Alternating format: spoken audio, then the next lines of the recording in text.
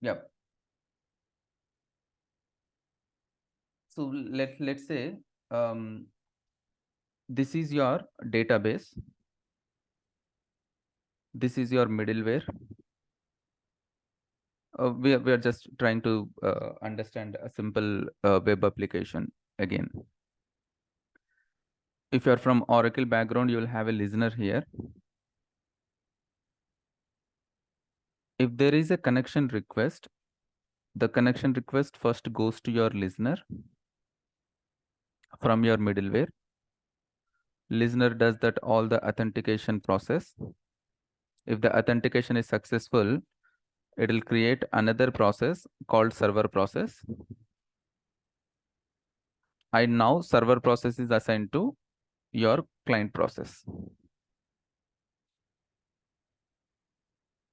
Now what this client process does, he'll come for either select, update, delete, or whatever it is.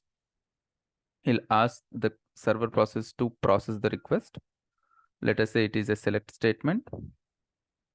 This guy will go to the database, fetch the data, hand it over to client. Is this clear? Yes.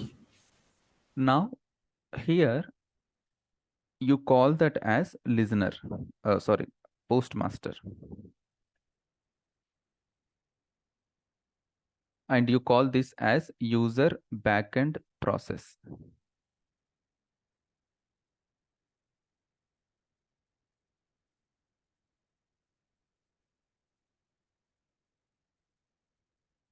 So when the client process is coming, the request first, postmaster receives it. It creates user backend process. Then authentication is checked. If it is successful, the user backend process is handed over to the client process. Client process will then request for something. Then it is processed and fetched by your user backend process.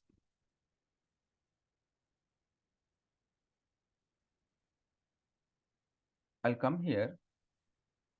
PS hyphen, okay, clear. PS hyphen ef grep postgres. This command will check whether Postgres instance is running or not in this machine. If you see a very big line with -d in between, which means your Postgres is running. You also call it as a postmaster process.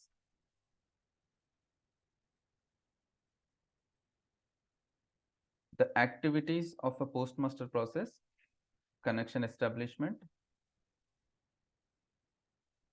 take care of other background processes,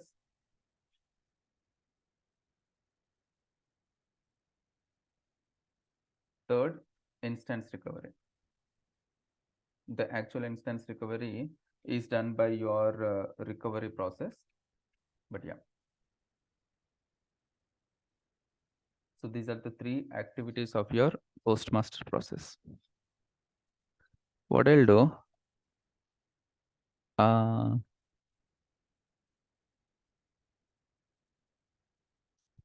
if I'm not telling something, and if I'm executing something and not telling you, that means it is not required for today's session.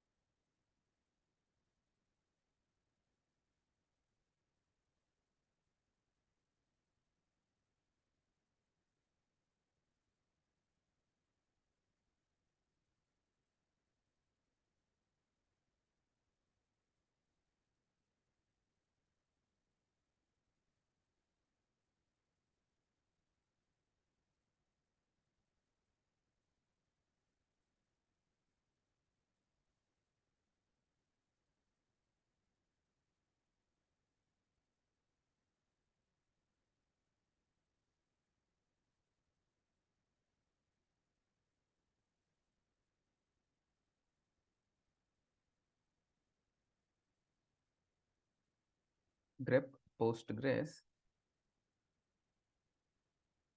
create table employee ID int, salary int.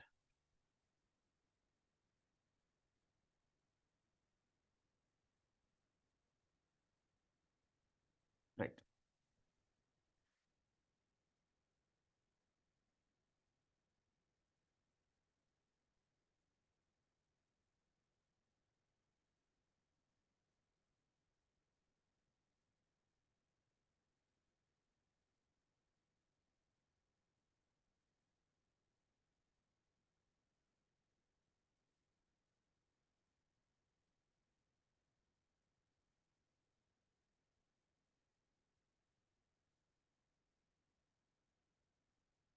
Grep Postgres. See, I have what do you call postmaster process? Few background processes. You call all these as background processes.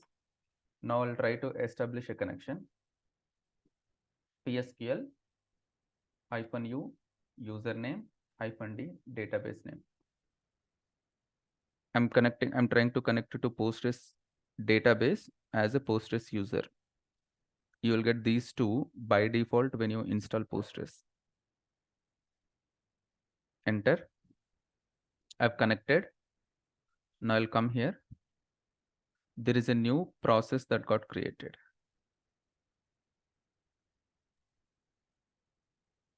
And let me connect another process. This is another session. Postgres.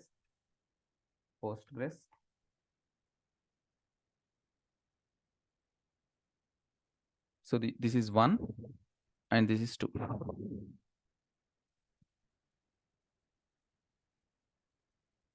So the number of sessions you try to connect, the number of processes that gets created in the backend. The maximum limit. Yep, go ahead. And how do we define that? How many number of processes can be established? Yep. Okay. The maximum limit here is 100. So you can have only 100 sessions created, and 101th session you will get an error. Maximum sessions reached. And that means that even the U limit needs to be changed for that user to match this one. No, U limit is different. U limit is different. Yeah, U limit is different. U limit is at your operating system end. That should anyways cater the max connections that are there here. But U limit is basically from the connection side, client side. Okay. Right. So let us say you have, assume it's a rare scenario. Let us say you have, you need to set up 15,000 connections. By default, your U limit is around 1,000, something like that. In that case, yeah, again, you need to increase it over there.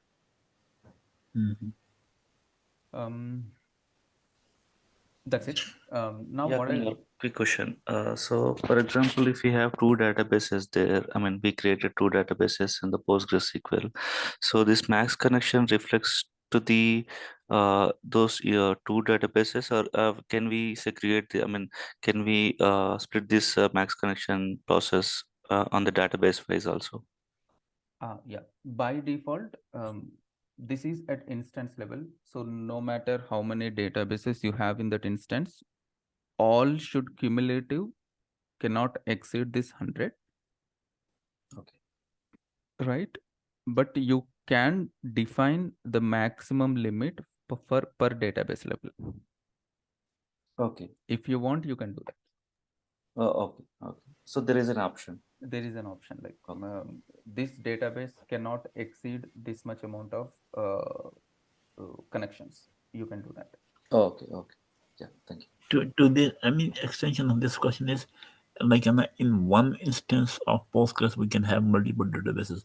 On one server, can we have multiple instances of Postgres also running? Yes. You can have How do you can have unlimited instances running in one server. You can have unlimited databases running in one instance. Okay. So in order to connect to one particular instance of the PostgreSQL, then how do we define but there will be postmaster for each instance, or there will be only one postmaster running for the entire server? Yeah, there will be a postmaster per each instance, and each instance will be running on a different port. So you have 3 instances running on a single server. They must be running on 3 different ports. Understood. Right. We'll understand that creating multiple instances during our installation discussion. And again, the connection limit per database level we'll understand when we create databases. And this limit we can update in configuration file or somewhere else? You don't need to update in any configuration file. When you're creating database, see, for example, this is my create database syntax. Mhm. I have an explicit option connection limit. Okay. So when you create your database, With respect to our ongoing requirements, can we change that max connection for each instance or not? That's what matters. sorry, can you come again? No, actually, for example, right now my database is connecting for the 100 users. That means it's okay, but from tomorrow onwards, I need to extend the connections to 100 to 1000, where I can change those details. That max connection parameter. In your parameter file. Okay, that's what configuration file, right? Okay, got it. You need to modify your configuration file, and then based on the parameter you modify, you either need to restart or reload. Dynamic and static parameters. Yeah, another question, Kumar. You mentioned like this limit parameter, right? I mean, in the database, while creating the database, we can limit connections limit. So that is a parameter, right? Number of connections. So if in case while created I given for example 50 connections I given, so later I wanted to increase it to 100, so can we do that? Alter database. Okay, fine. Yeah, right, got it. Thank you. So, it is equal to max_sessions, right, Kumar? It is not something different. Per database, when you're mentioning the session limit, so that is as good as that is different. This okay. should be the one. Connection limit should be the one that you need to modify. Max connections is the overall connections at instance level. Now you set max connections, this one, connection limit to 10. This database can make only 10 connections out of 100 available. For example, 10 people wants to get connected. Since it is equal to 10, only 10 people can get connected to this database. Correct. The 11th person will get an error. Correct. Okay. And this is a dynamic parameter. At database level, yes. Okay, thanks.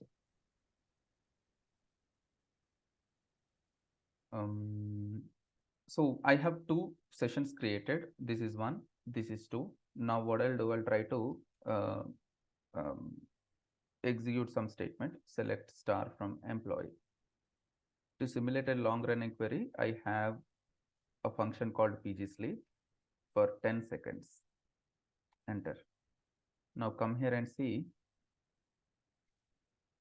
this is doing select. You have select here.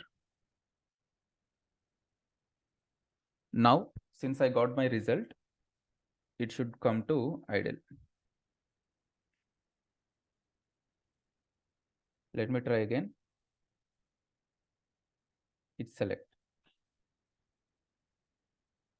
After 10 seconds, it will give me the result, and then this select will become idle. I got my result. It's idle now. I'll give 100 seconds. Let us assume I want a longer duration query. Now here I have something called pg stat activity. This is the dictionary view that gives you ongoing activity information. Select PID, comma, query from PG stat activity. So there is a query that is running with a process ID 9886.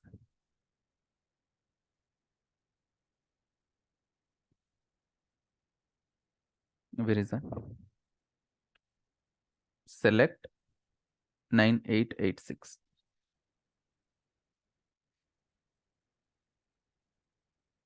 Is this clear? Yes, Kumar. Right. Now let us say if I wanted to kill this.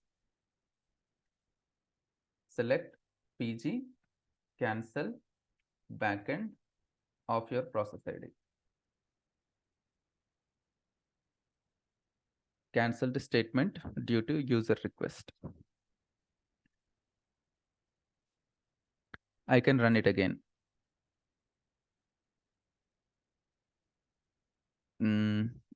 Check 9886, this one. This time what I'll do, terminate. This time you got a different error message.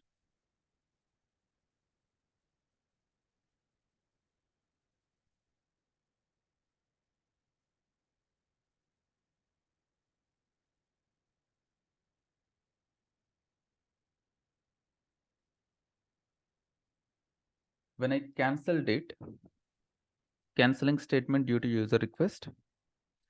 When I terminated it, I got terminating connection due to administrator command. The difference here is when you cancel a statement, your connection will still intact. You can continue using the same connection. When you terminate it, the connection itself is terminated. Again, you need to connect back.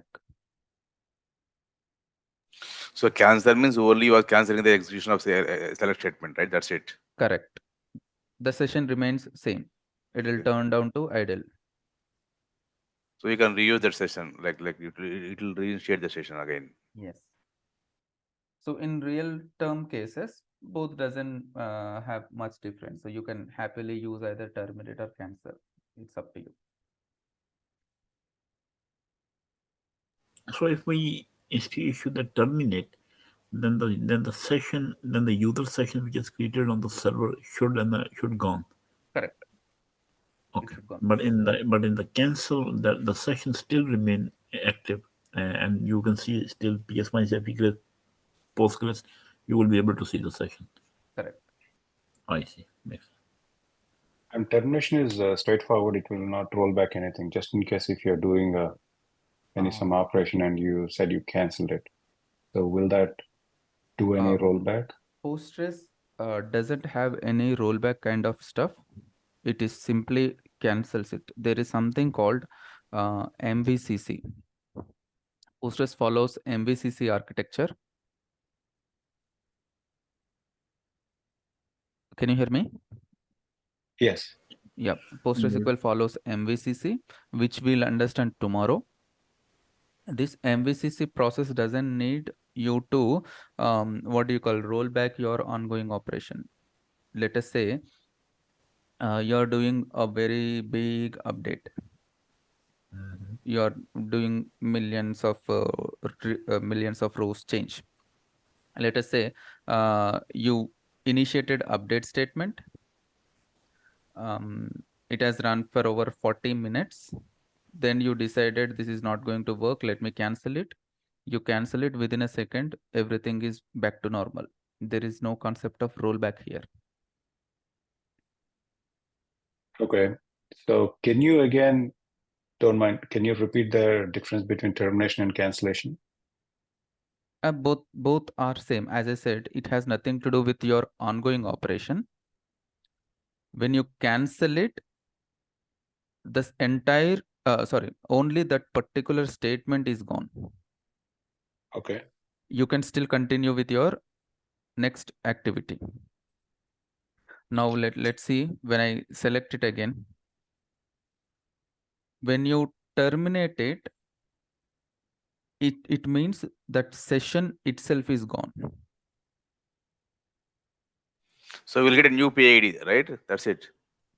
Since it is the same putty and same everything is same, you'll get a same PID. But when you're connecting from the client, yeah, you'll get a new PID. Okay. Okay. Terminating is something which you're terminating your own session. Canceling is only that operation. Canceling. Perfect. Okay, Now, thanks. yep. What I was telling. Yep, that's it. What I'll do here, present working directory. This is my data directory. How can I know this is my data directory? You do ps-ef grep postgres. Whatever that is there on your right side of your -d is your data directory. And what is -d represents? Database or data directory? Data directory. Okay. So I'll go That's to where my, all your software belongs to the Postgres resides. no, that's where your data files resides. Data files. Okay. Yeah, the left hand side content is your software files. Right hand Okay. side content is your database files. Got it. Okay.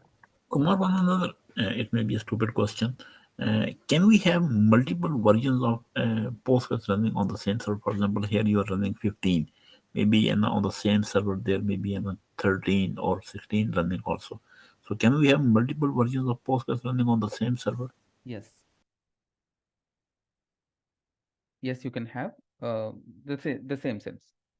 Since you cannot have more than one instance running on the same machine on a single port, if you wanted to run version 14 server, that should be running on a different port.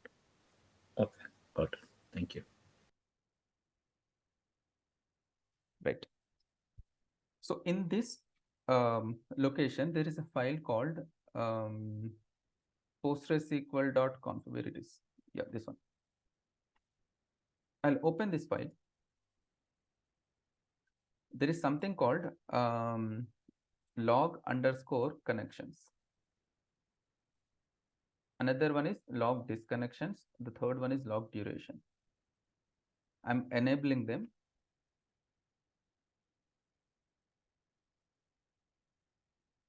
Save. Again, I'm opening. Max connections. By default, it is 100. I'll try to modify this. Let us say I'll make it 1000. You can see it here. Change requires restart. That means when you modify this parameter, you need to bounce your machine. Your instance. When I see log connections, you don't need it. So when you're making changes to these parameters or any parameter that doesn't have this change requires restart in it, a reload is fine. But if you're modifying a parameter that requires restart, you will be notifying it here. Is this clear? So what is the reload and like restart files? What is reload then? Reload is just reload your configuration file. It will reread your configuration and apply the changes made to the configuration since previous restart to the new connections that are coming in.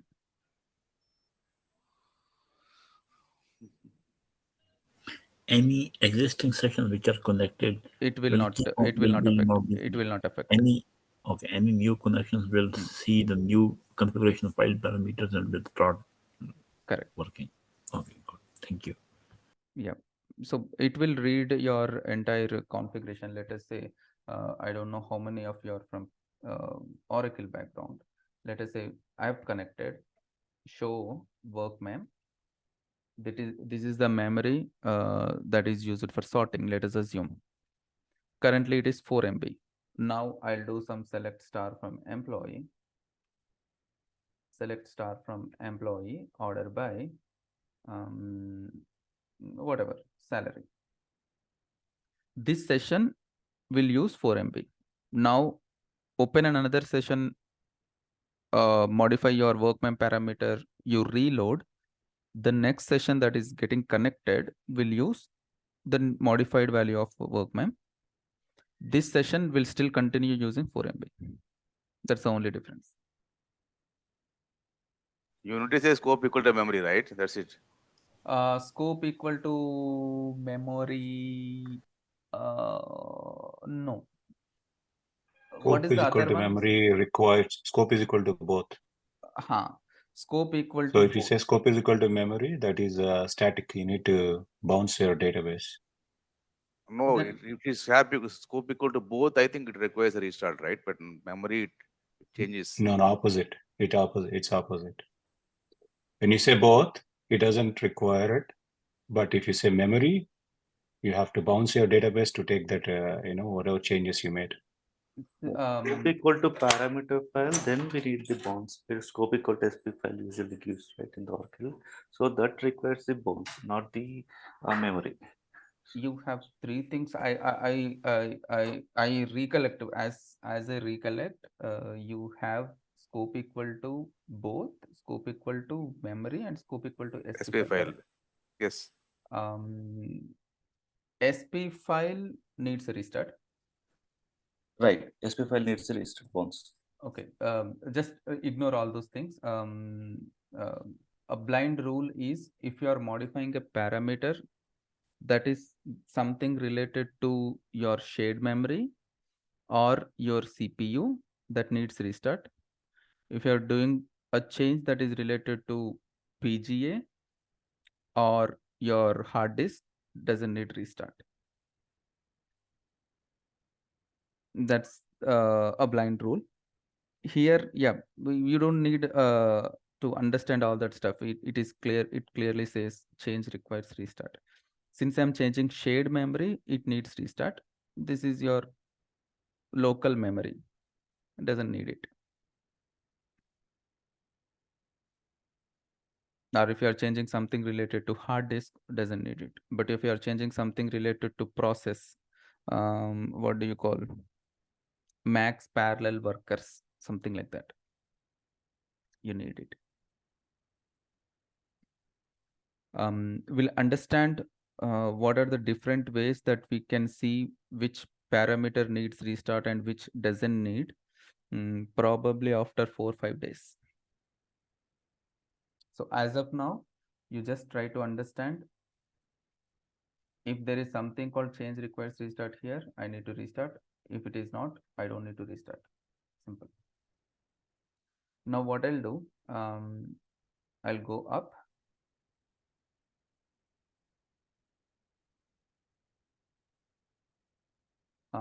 I'll go to log. This is where my alert log will reside.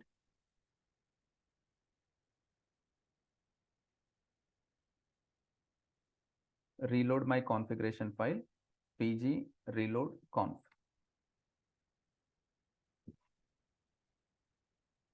I got to message something like this: log connections set to on, log disconnection set to on, log duration set to on. This is the configuration file that is modified. It cannot modify this because, yeah, it needs restart. So we ignore this as of now. I don't need that.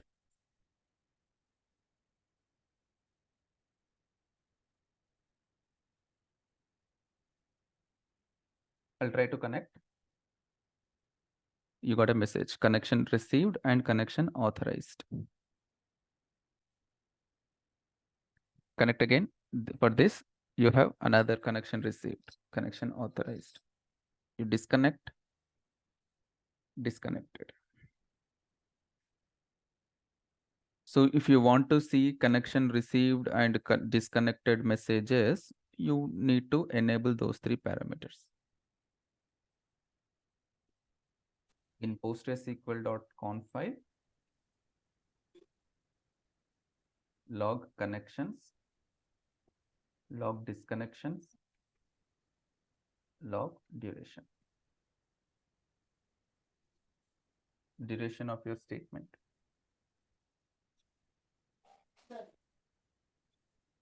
Is this clear? Yes. You also have, let us say, I'll go back, vi postgresql.conf.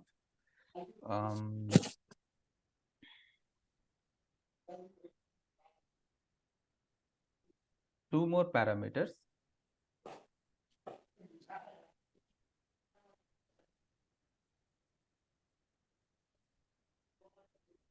One is idle in transaction session timeout. The other is idle session timeout.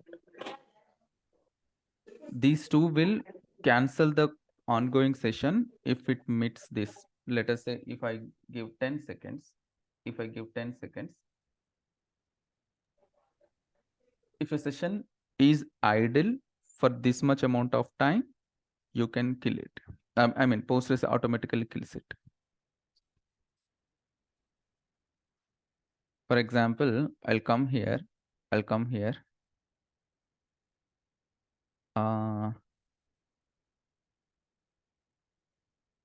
run this, select query PID state from PG stat activity.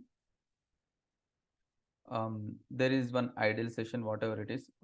Let me remove this. So I have one idle session, that is this. I'm initiating a transaction.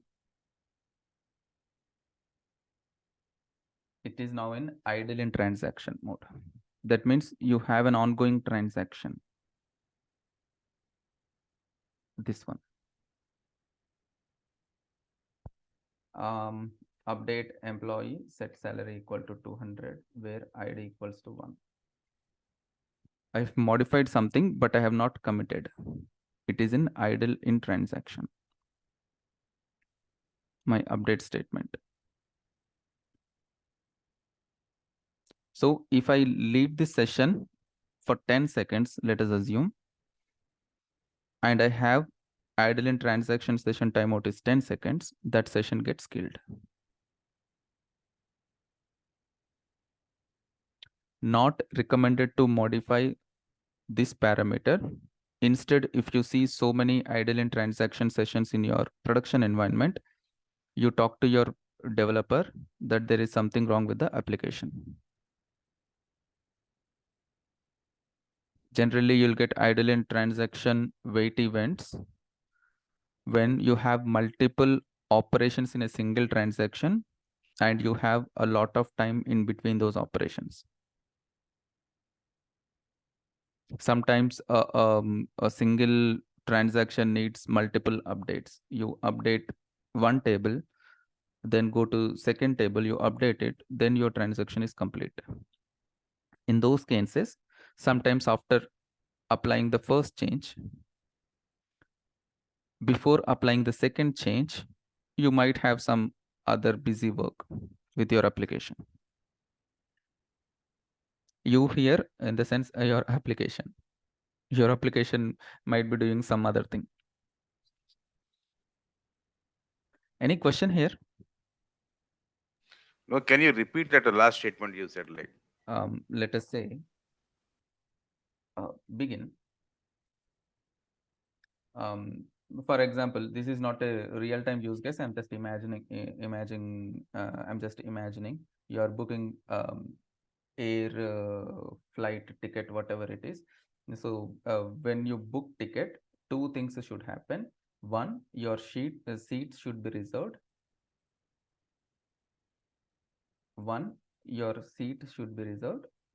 Second thing is some meal should be reserved.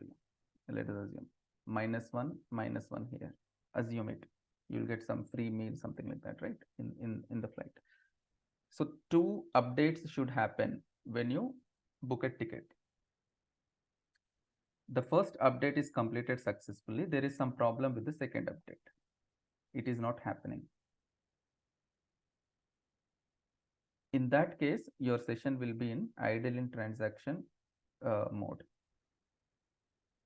I have successfully blocked a seat, but I could not block a meal because there is a problem with this table or whatever the reason it is. Until the second statement is completed, your session will be in idle in transaction mode. Begin, update, seats, set seat number equal to 24, blocked something, whatever, flag off.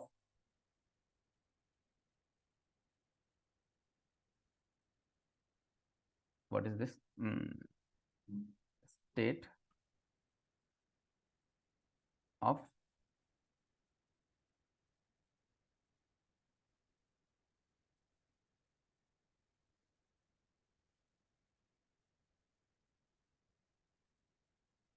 the second statement is update XYZ, set something equal to something.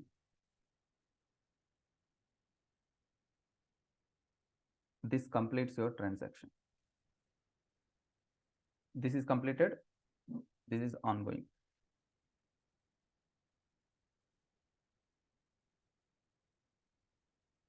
Is this clear?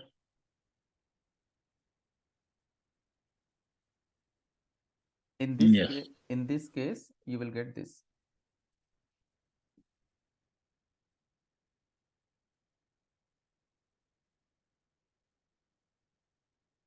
So you have two parameters.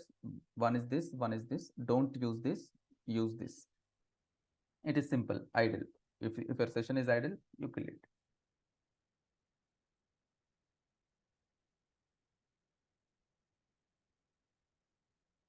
So in that case, actually, what about the first update? So it will be rollback, right? Like I think it's not committed yet.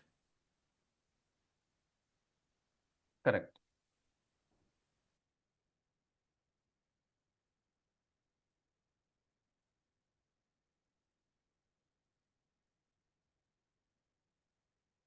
It's up to you whether you want to use it or not, but just not recommended. Simple.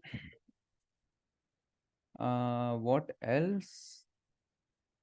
Yeah, that is about your connection establishment. The second one is take care of other background processes. What I'll do here, ps-ef grep postgres.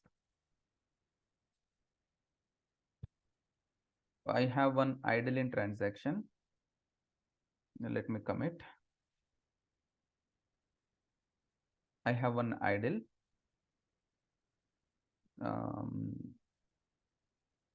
What I'll do,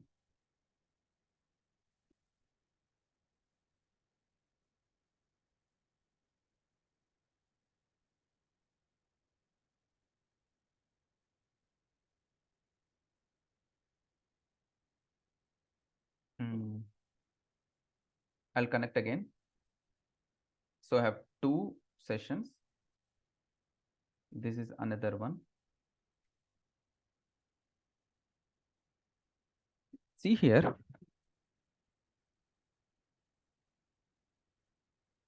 This is the process ID. This is the parent process ID. Process ID for your postmaster process is 9740,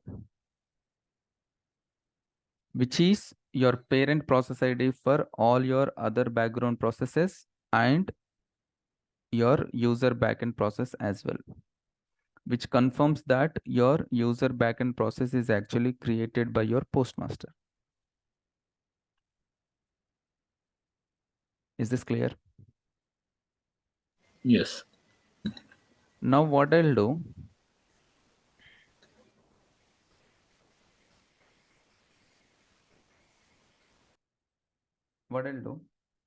I will kill this background writer.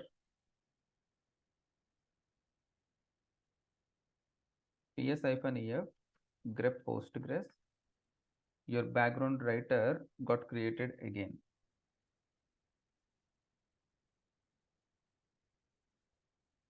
You can notice that there are two idle sessions earlier, but those two are not there now.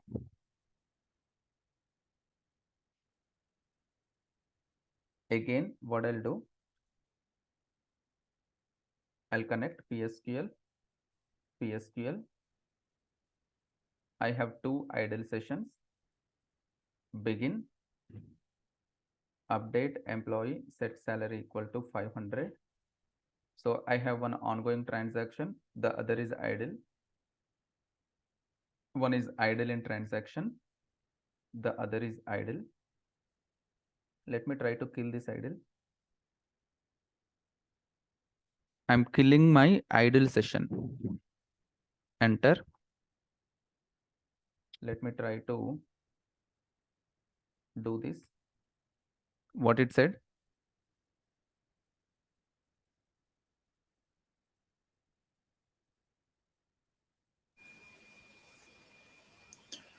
But like this was idle in transaction. This was not idle. This was idle in transaction. So idle was a different process. Correct. So what I Yes, have, sir. what we have learned from here? I'll go to. You just killed only idle process, right? Not the idle in transaction. Correct. I'll go to my log. So this means if we kill any process from the server side, so it will impact all the other user backend process. Terminating any other active server process. Okay. Understood.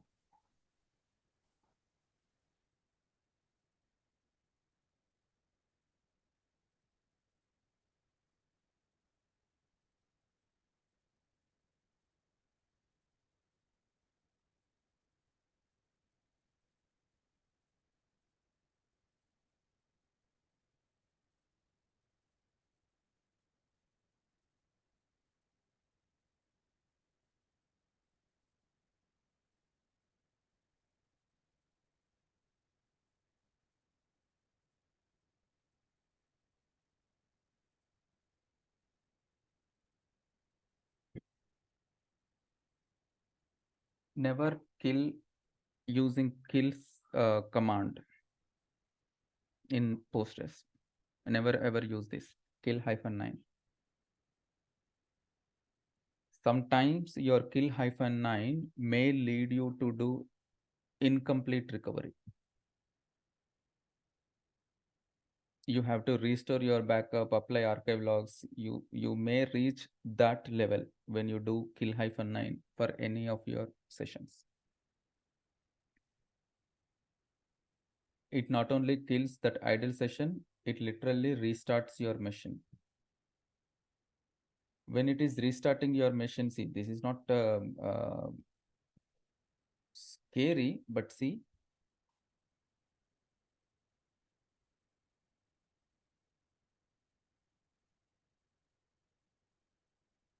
right? So don't apply your Oracle rules of killing your session with kill -9. Just always use PG cancel backend or PG terminate backend to kill any of your ongoing sessions. So restarts the machine, and you mean it will restart the Instance, database, right? restart instance. So when it is restarting your instance, Only the what instance. Okay. happens is your if it is ongoing session, it has to do instance recovery. There might be few redo logs generated. They have to be read it back, apply changes to your data files. So your instance recovery takes place. Your in Oracle, whatever the SMON does, your Postmaster does it here. So that SMON wala activity, all that stuff should happen before restarting. So here, this one, automatic recovery in progress. So when you kill idle session, if there is an ongoing operation happening in another session, that might get killed. That might lead to automatic recovery during the next startup. This automatic recovery may last for maybe 1 minute, 2 minutes, 10 minutes, 1 hour, whatever it is. Kumar, you referencing Oracle. In Oracle, you might have seen a situation where you actually go alter system, kill session, you give a SID and serial number.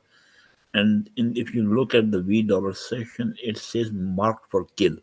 It is not actually kill, but it is marked for kill. And then you actually go and get the OSPID, and then you go onto the OS, and then you kill -9 to kill actually the first physical process. If we go and use a PG cancel and PG terminate those commands, have you seen a scenario where it is actually say that it is cancelled or killed, but physically the process is still running? No. That is very, again, your MVCC comes into picture. When you cancel, or when you use cancel backend or a terminate backend, it is as you said, it is marked for kill when you compare it with Oracle, but there is no such recovery, or the recovery happens here. So when you're doing update, there is some recovery will happen, or some changes will happen in Oracle, but here it is not like that. It will immediately apply all those changes within a second. Your process, when you're doing a long run inquiry, session long ops, something like that will be there, right? In Oracle, when you kill a query, ongoing query, you still see that session long ops for some time. Here it will not be like that. Okay.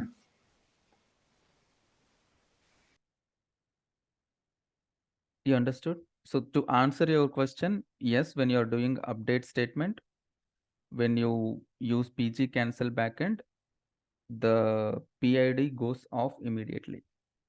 It will not stay for some time, and then you have to do some other task to move it off. No, it will immediately goes off. Okay.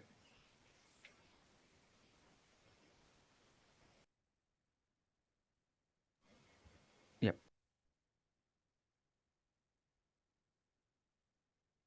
Any other questions? The reason for that is MVCC. We'll understand MVCC probably tomorrow.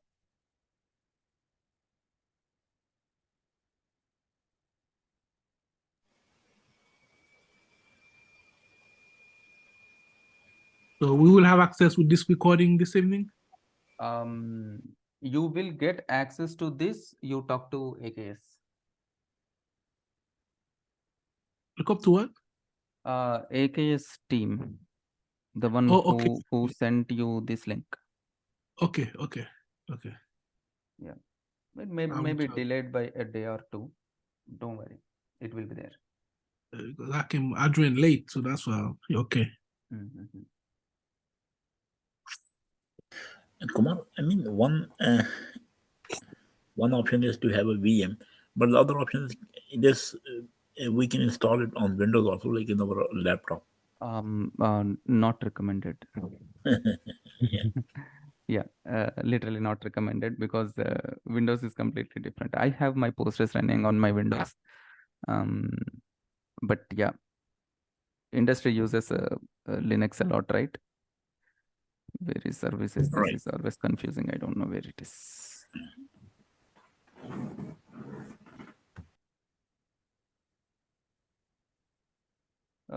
Go to command cmd.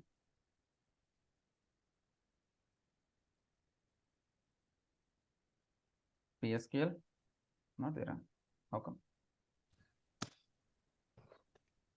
Maybe uninstalled. You're running VM, you're running PostgreSQL, then your laptop configuration must be very good. 32 GB RAM, very super duper laptop. I think yes.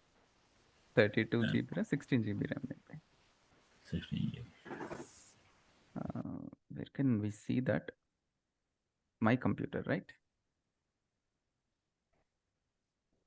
Any questions?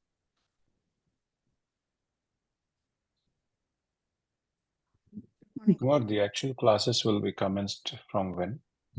This is actual class only, right? Oh, so are you covering the architecture now, or you're going to? Our architecture will come after 3 days, 4 days maybe. We'll Okay. tomorrow we'll see acid properties. Give me a second.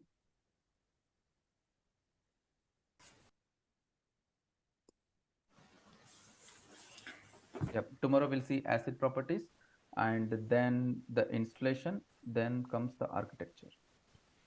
Who asked Okay. this? Like, I mean, one question is like, in Oracle, we can do a session level tracing also. In this Postgres, can we do a session level tracing also? Not exactly in the similar lines, but you Okay. can trace it. For that, what you need is, again, I'll go here, go back, vi postgresql.com.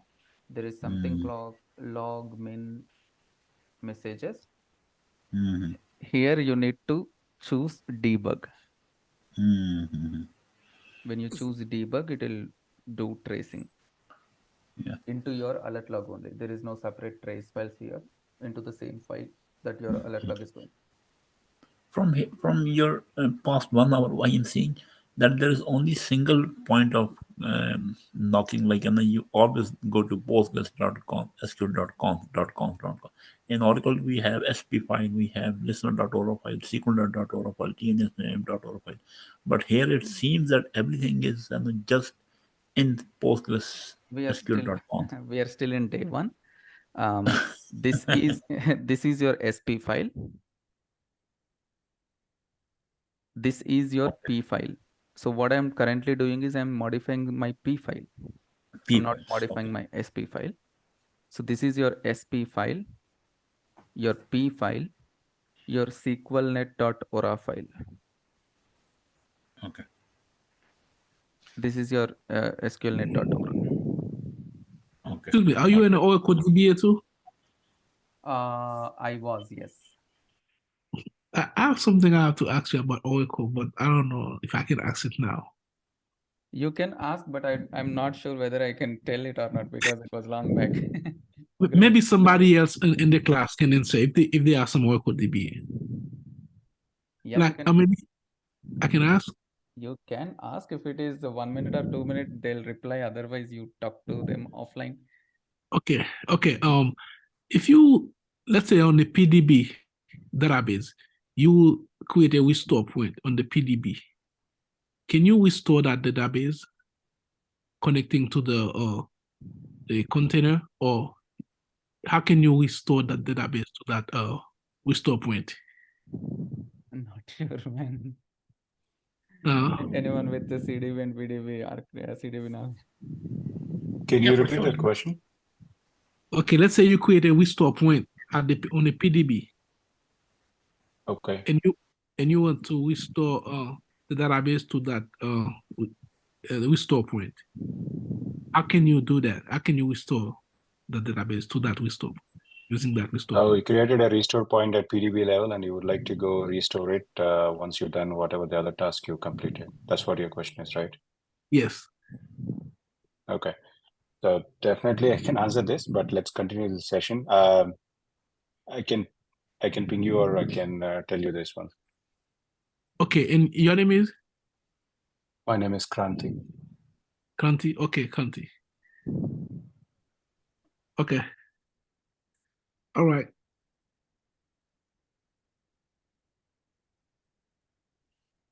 Sure, we'll And continue tomorrow. tomorrow, but the location, I mean, the location of these. Kumar, I think, are you done with the session today? Like, I think I need Yes, I need yes, to we are log done. off. We are done. Okay, thank On you. this- Meet tomorrow. all these configuration files are on the same location. Can we customize the path of these files? Yes, you can do. Okay, like how we will do, like for example, postgres.conf and postgresql.conf, and I want to put it somewhere else. Then you may be thinking about the creating the soft link or actually physically pointing it somewhere. You're physically pointing it somewhere. And then You creating a have soft link. something like this here. These things will change the locations. This is file locations part. where you want to have your files. Data dictionary. Okay. And when you change them, you have to use -O option while restarting the machine. Again, that will understand this during the installations. I See, see. you can customize everything. In this case, you have your parameter files, your database files, your Mhm. alert log files, your redo log files, everything in the same place. You want to customize them, you can do that. Each and every Oh. file. Okay. And similarly, and I can customize the location of the installation because default location is /var US or somewhere, and that's the That is default location. that is what I did. This is not the default location. This is customized location only. User one. But the installation is /USR, no? Installation you cannot change it. It will default goes here only. I think we can't we change it No, to /user somewhere. you cannot. Oh, okay. When you're doing package installation, you cannot. Mhm. You need this RPM editor if you want to change. Consult a Linux admin guy to edit your RPM, modify the locations over there, something like that. So in your production environment, wherever you work or wherever you work, perform your work, and do you see majority of the applications, majority of the database installations using this default location, or they have customized location for the binaries? See, binaries you cannot change. That's fixed. Okay. I see. This is the default location and you cannot change this. I see. This location, 80 to 80% probably are still using the default location for even database files as well. Mm. They are still using var Oh, var only var. even for Okay. database files. All right. And like in here, you are only having one data file location, but your data file can be on multiple data files or on multiple mount points, or it has to be only one mount point. That's it. It's up to you. As I said, right? You create multiple mount points and put your data files related to each and every database in a different mount point. It's up to you. Oh, okay, that's good. Awesome. No, I think I'm good. I just have to. It's night here, and I have to install the virtual machine, and No, then no tomorrow. hurries, no hurries. We'll understand all of them later. Mhm. You just ignore Yeah. as of now. Yeah. No, it's good. I know that this is very knowledgeable information, very good information you shared, and very knowledgeable person you are. I look forward that this course will be a very challenging one and very interesting one. Thank you. Yeah, Kumar, quick question. So, for example, let's say this data directory, we mentioned like 0, 01, PGSQL, and 15. So, for example, let's say this mount point is full, and there's no point. I mean, there is no. We are unable to extend that mount point size or something. So, if you wanted to, so let's say, for example, we have added another mount point, and so if you wanted to put the data there, can we do that?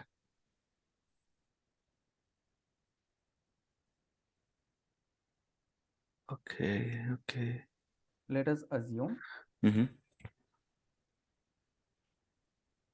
this is my data directory. Okay.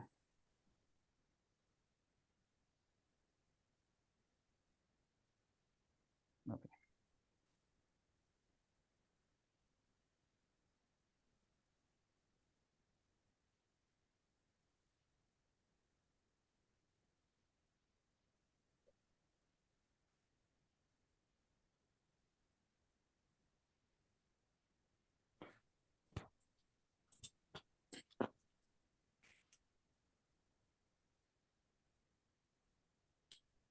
That's it. You just stop, Okay. move your files, start.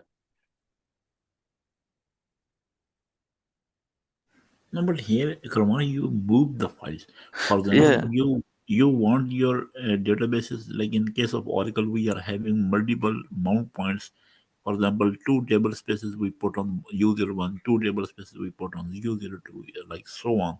So in this situation, can one instance of Postgres use multiple mount points at the same time? I think I remember sometime back. Yeah.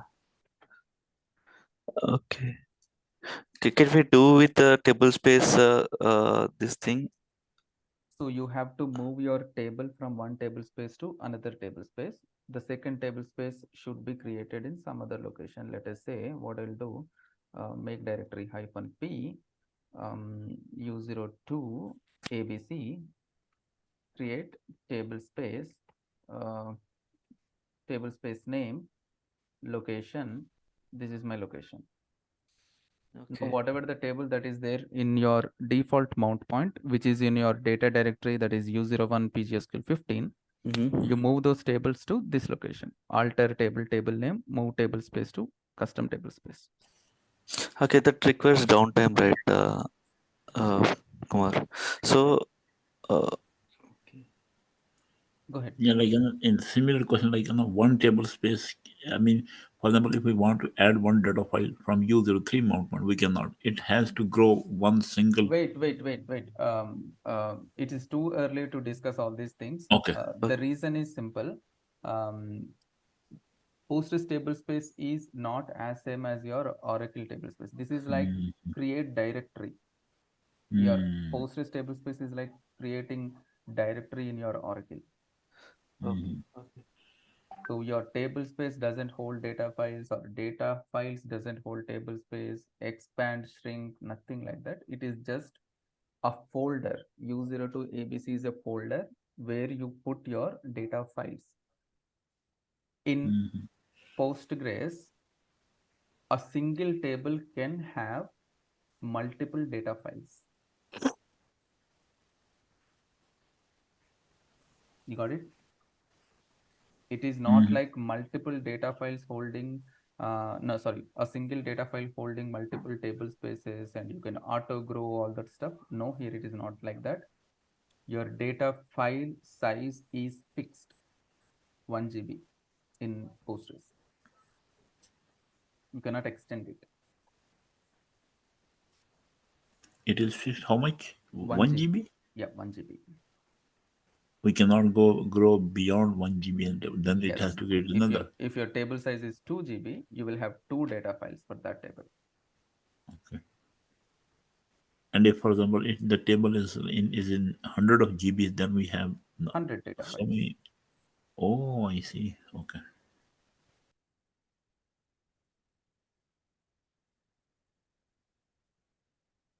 And this data file size limit cannot be changed in the BG postgres.conf file, or it can be changed there? No, you cannot change. Fixed.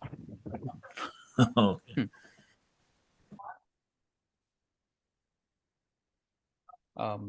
Yep. So that's it from my side.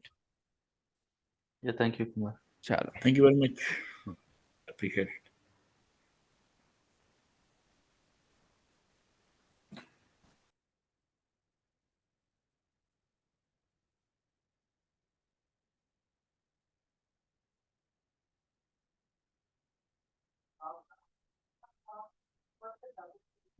You can exit.